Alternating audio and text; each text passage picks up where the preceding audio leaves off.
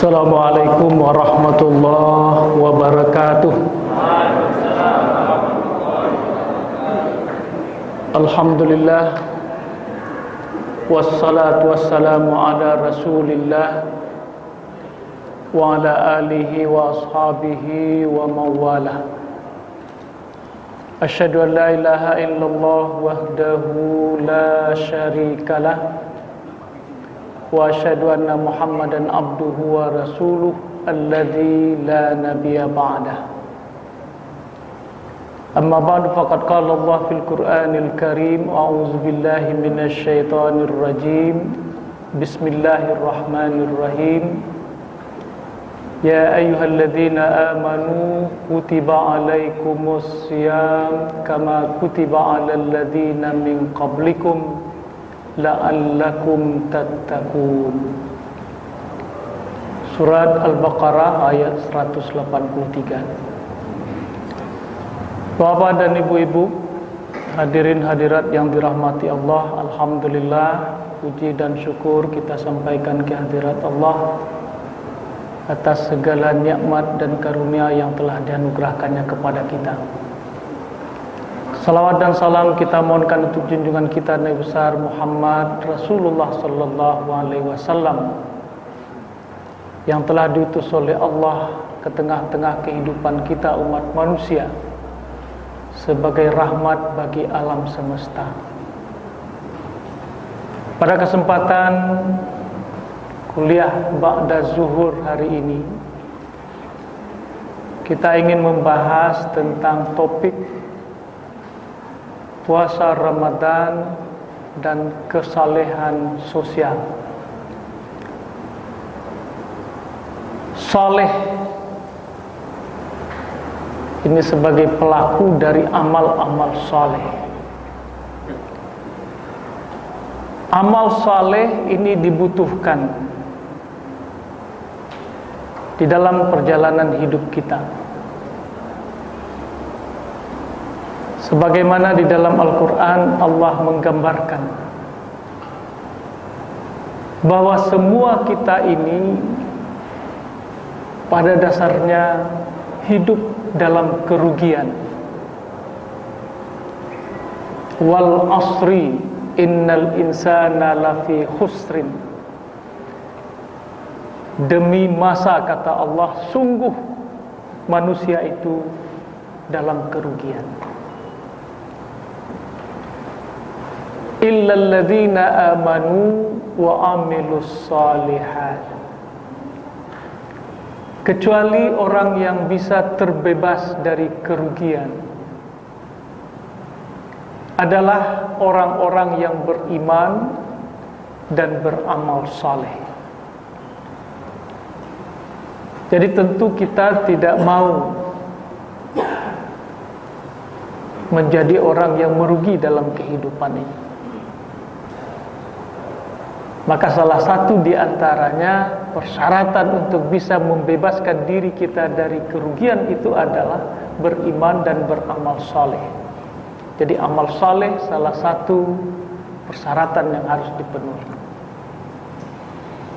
Pada bagian lain dalam Al-Quran Allah juga berfirman, a'udzubillahi minasyaitonirrajim, man amila salihan min dzakarin aw untha wa huwa mu'minun falanuhyiyannahu hayatan thayyibah wa lanajziyannahum ajrahum bi ahsani ma kanu ya'malun. Siapa saja, kata Allah, yang beramal saleh, laki-laki atau perempuan, jadi tidak ada diskriminasi di sini,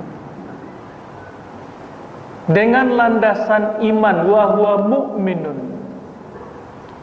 maka kami akan anugerahkan kepadanya hayatan thayyibah, kehidupan yang baik di dunia ini, dan kami akan sediakan balasan yang jauh lebih baik dari apa yang dilakukannya di dunia ini ketika dia sampai di akhirat kelak.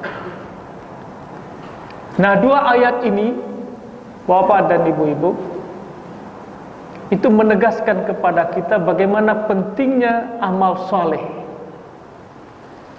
Dan untuk bisa melakukan amal saleh, pelakunya itu adalah seorang yang saleh, individu-individu yang saleh, kelompok masyarakat yang saleh, atau umat yang saleh. Karena kita akan terbebas dari kerugian dan kita akan memasuki kehidupan yang baik. Yang baik tentunya secara duniawi terpenuhi seluruh kebutuhan jasmaniah kita, dan tentunya juga rohaniah kita. Adanya kedamaian, kenyamanan, keselamatan, kesejahteraan, kemakmuran, terhindarnya berbagai bencana, malapetaka, kekhawatiran, kecemasan, dan ketakutan. Nah, kita akan melihat bagaimana ibadah puasa Ramadan yang disyariatkan kepada kita sebagai hamba Allah yang beriman di bulan Ramadan ini. Ayat 183 suratul Baqarah yang kita bacakan di awal tadi, itu menegaskan kata Allah Subhanahu wa taala, "Wahai orang-orang yang beriman, diwajibkan kepadamu berpuasa sebagaimana telah diwajibkan kepada orang-orang sebelum kamu, la'allakum tattaqun, agar kamu menjadi hamba-hamba Allah yang bertakwa." Kata la'alla itu secara terminologi bahasa Arab itu litaraji, harapan. Tetapi kalau itu dihubungkan dengan Allah, itu sebuah kepastian, sebuah yang mutlak terjadi. Nah, ini tentu akan menjadi persoalan bagi kita, bahwa kenyataan di lapangan apa yang dijanjikan Allah itu tidak semuanya terrealisasi. Nah, kita coba akan lihat terlebih dahulu bahwa menurut ayat ini puasa akan menghantarkan kita kepada takwa. Nah, apa yang dimaksud dengan takwa? Kata takwa itu berasal dari kata-kata wiqayah, ya, waqayaki wiqayah, yaitu terpelihara, terjaga. Nah, seorang yang bertakwa itu artinya adalah seorang yang dalam kehidupannya terpelihara. Terpelihara dari hal-hal yang bisa mendatangkan kemudaratan, kecelakaan, kesengsaraan, dan kerugian. Maka oleh karena itu, para ulama merumuskan makna takwa itu adalah imtisalu awamirillah wajtinabu nawahihi, menjunjung tinggi seluruh perintah Allah dan menjauhi seluruh larangan Allah. Ketika perintah Allah terlaksana, maka kehidupan yang baik, kehidupan yang aman, kehidupan yang damai, yang sejahtera akan terwujud. Tetapi sebaliknya, ketika perintah Allah terabaikan dan sebaliknya larangan Allah yang dilakukan, nah disinilah kita akan melihat dan menyaksikan berbagai macam persoalan di dalam kehidupan kita akan terjadi. Jadi seorang yang bertakwa itu adalah orang yang taat kepada Allah. Nah, salah satu di antara perintah Allah terkait dengan kehidupan sosial kemasyarakatan kita adalah seperti yang dikatakan oleh Allah, ahsin kama ahsanallahu ilaik wala tabghil fasada fil ard innallaha la yuhibbul mufsidin. Berbuat baiklah kamu sebagaimana Allah telah berbuat baik kepadamu. Dan jangan kamu berbuat kerusakan, karena Allah tidak menyukai perbuatan-perbuatan yang merusak. Nah, Bapak dan Ibu-ibu, ini perintah Allah. Ini sesuatu yang disuruh oleh Allah. Seorang yang bertakwa akan melaksanakan perintah Allah. Nah, kita melihat apakah puasa-puasa yang sudah kita lalui sebelumnya, barangkali ini puasa bukan puasa yang pertama bagi diri kita. Ya, mungkin ada yang sudah 50 tahun, berarti sudah 50 kali melaksanakan puasa. Ada yang sudah 40, atau mungkin ada yang baru belasan. Apa yang terjadi kita lihat di tengah-tengah masyarakat kita, terutama sebagai bangsa Indonesia saat ini. Persoalan-persoalan sosial kemasyarakatan, pelanggaran hukum, pelecehan seksual, pemerkosaan, pembunuhan, perampokan, mafia hukum. Ini sesuatu yang kita baca dan menjadi fenomena di masyarakat.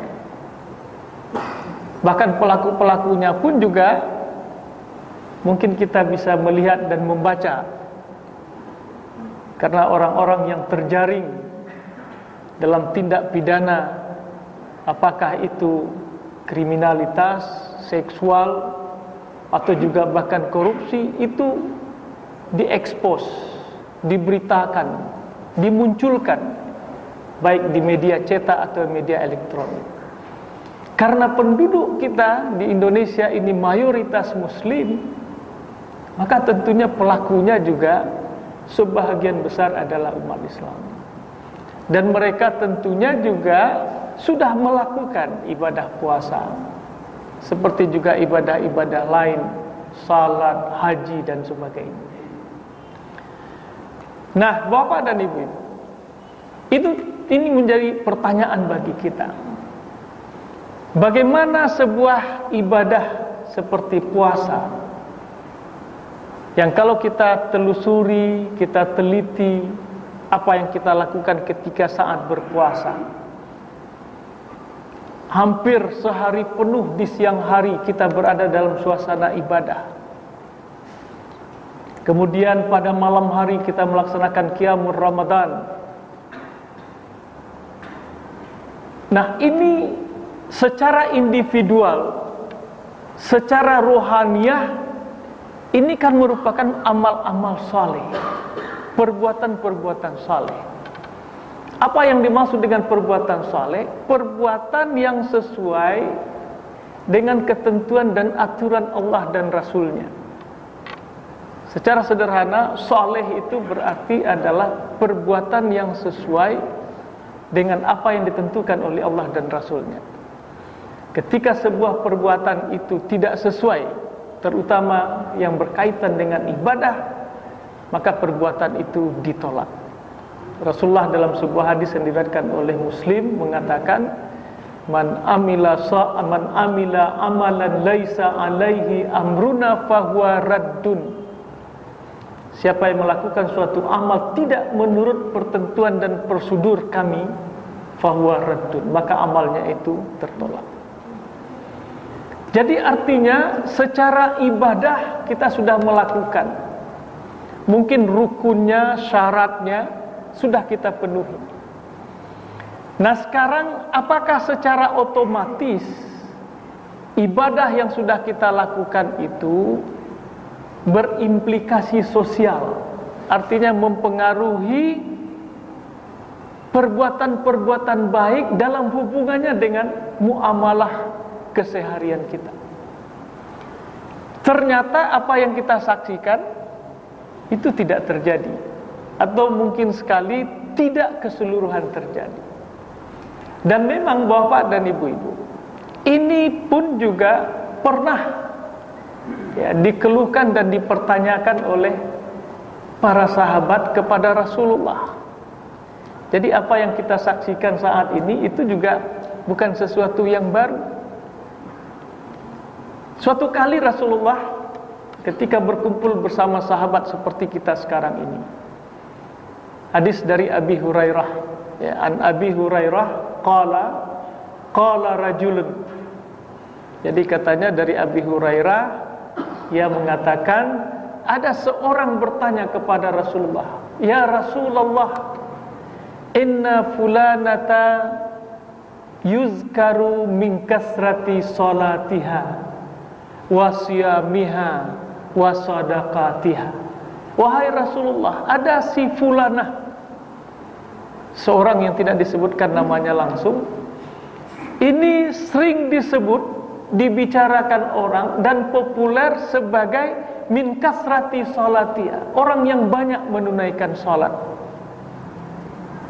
Artinya tidak hanya salat fardu, tapi juga salat-salat sunat dilakukannya.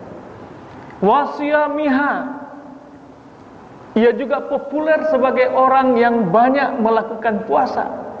Selain puasa Ramadan, ia juga melakukan puasa-puasa sunat, puasa mingguan, puasa bulanan, dan juga ada puasa tahunan, ya, seperti Ashura, ya, hari Arafah dan sebagainya.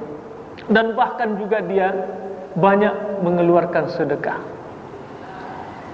Tidak sampai di situ pertanyaannya, ia lanjutkan, ghaira annaha tusi'u jiranaha bilisaniha. Selain itu ya Rasulullah, ia juga orang yang dikenal, disebut-sebut, dibicarakan sebagai orang yang senang tusi'u jiranaha, menyakiti tetangganya, menyusahkan jirannya, bilisaniha, melalui tutur katanya. Jadi kalau dia mengatakan kata-kata, orang akan tersinggung. Ketika ia mengucapkan pembicaraannya, orang akan terhinakan. Ia sering mencaci maki, ia sering merendahkan, ia sering menuduh, menfitnah. Sehingga karena kata-katanya itu orang selalu cemas, orang selalu khawatir ketika ia muncul dan hadir di lingkungan jiran tetangganya, atau di lingkungan masyarakat, atau boleh jadi di lingkungan koleganya, tempat dia bekerja atau teman seprofesinya. Nah, ini bagaimana ya Rasulullah? Secara ibadah dia bagus dan baik, tetapi secara muamalah dia bermasalah. Apa jawaban Rasulullah? Qala innaha finnar. Hadis rawahu Ahmad. Kata Rasulullah, sesungguhnya dia itu di neraka. Bapak dan ibu-ibu, ini kita lihat sebuah, ya, jurang pemisah antara ibadah yang dilakukan oleh si fulanah tadi dengan aktivitas muamalah duniawiyah yang dilaksanakannya. Nah, terlihat tidak ada hubungan, tidak nyambung antara ibadah yang dilakukannya yang membuat dirinya sebagai saleh secara individual dan ruhaniyah, tetapi itu tidak berkorelasi, tidak nyambung dengan perilakunya, sehingga dia tidak bisa disebut sebagai seorang yang saleh secara sosial, secara hubungan muamalah duniawi. Nah, pertanyaannya adalah, apa masalahnya di sini? Nah, masalahnya, Bapak dan Ibu-ibu, sebenarnya juga sudah diingatkan oleh Rasulullah. Sering kita melakukan ibadah puasa, tetapi kita tidak paham makna puasa itu, tidak punya ilmu, tidak menyadari apa hakikat dari puasa itu. Nah, dalam hadis yang diriwayatkan oleh Imam Al-Bukhari dan Muslim, itu tegas Rasulullah mengatakan, laisa siyam minal akli wasyurbi wa innamas siyam minal lagwi warrafas. Bukanlah puasa itu hanya menahan diri dari makan dan minum. Nah, kalau kita menahan diri dari makan dan minum, kita sudah sukses. Kita sudah mulai dari sahur sampai maghrib terbenam matahari, kita sudah mulai dan bisa menahan diri tidak makan, tidak minum. Baik kita sendirian atau kita bersama-sama. Tetapi kata Rasulullah, dilanjutkan dalam hadis ini, wa innamas siyam minal lagwi warrafas. Sesungguhnya hakikat dan substansi dari puasa itu adalah kemampuan kita menahan diri dari perbuatan lagha. Lagha ini perbuatan kosong, perbuatan yang tidak punya makna. Kalau ucapan dan tutur kata kosong itu maknanya palsu, bohong, dusta. Warrafas, dan kemampuan menahan diri dari perbuatan keji. Jadi artinya hakikat puasa itu selain dari menahan diri dari makan dan minum adalah kemampuan kita menyeleksi ucapan kita, perbuatan kita, bermanfaat atau tidak perbuatan yang kita lakukan. Tidak bermanfaat saja itu tidak harus dilakukan oleh seorang yang berpuasa, apalagi yang mudarat. Nah, begitu juga perbuatan keji. Jadi sebenarnya seorang yang berpuasa itu baru dia dikatakan berpuasa kalau dia sudah mampu menanggalkan seluruh aktivitas yang sifatnya kosong dan tidak bermanfaat, beralih kepada perbuatan-perbuatan yang bermanfaat. Itu yang disebut dengan saleh. Nah, ketika kita mengucapkan kata-kata menyakiti orang lain, merendahkan orang lain, menfitnah orang lain, membuat orang lain cemas dan khawatir serta ketakutan, ini jelas bukan sekedar tidak bermanfaat, tapi justru mudarat. Nah, maka oleh karena itu Bapak dan Ibu-ibu, bagaimana kita bisa di dalam ibadah puasa Ramadan ini melatih diri kita sehingga betul-betul takwa yang dimaksudkan terpelihara dari melakukan larangan dan pantangan Allah itu bisa terwujud kalau kita bisa melakukan ibadah puasa dengan benar. Bahkan Rasulullah mengancam orang yang berpuasa dalam hadis yang diriwayatkan oleh 3 kitab sahih yang lain. Jadi kalau tadi sahih Bukhari dan Muslim, ada 3 kitab sahih yang lain, yaitu sahih Ibnu Hibban, sahih Ibnu Huzaimah, dan Al-Mustadrak ala Sahihain oleh Imam Al-Hakim An-Naisaburi. Jadi dalam ketiga hadis tadi kita temukan hadis Rasul. Apa kata Rasulullah? Man lam yada qaula zur wal amala bihi falaisa lillahi hajatun fi ayyada ta'amahu wa syarabahu. Rawahu Ibnu Huzaimah wa Ibnu Hibban wal Hakim. Kata Rasulullah, orang yang belum bisa menghentikan, menahan diri dari tutur kata bohong, perbuatan bohong, dan ia masih melakukannya, falaisa lillahi hajatun. Allah tidak butuh fi ayyada ta'amahu wa syarabahu, pada ia meninggalkan makan dan meninggalkan minum. Artinya sia-sia ibadah puasa kita. Dan inilah yang digambarkan oleh Rasulullah dalam riwayatnya yang lain, kam min shaimin atau rubba shaimin laisa lahu min siyamihi illal ju' wal 'atas. Berapa banyak orang yang berpuasa tapi ia tidak dapatkan berpuasa dari puasanya itu kecuali haus dan lapar.